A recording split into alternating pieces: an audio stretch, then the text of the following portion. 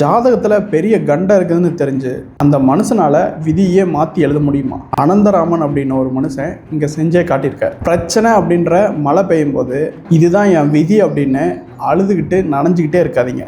மழையையோ இயற்கையோ திட்டுறதுனால உங்கள் எனர்ஜி தான் வீணாக போகும்.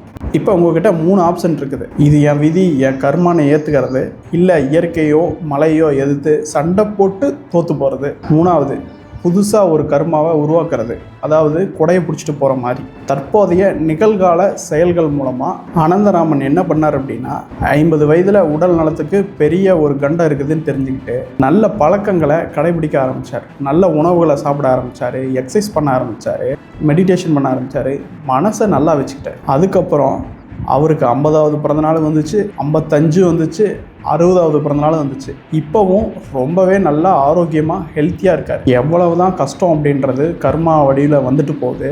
அந்த மழை அப்படின்றத திட்டாமல் நீங்கள் கொடை பிடிக்க ஆரம்பிச்சிங்க அப்படின்னா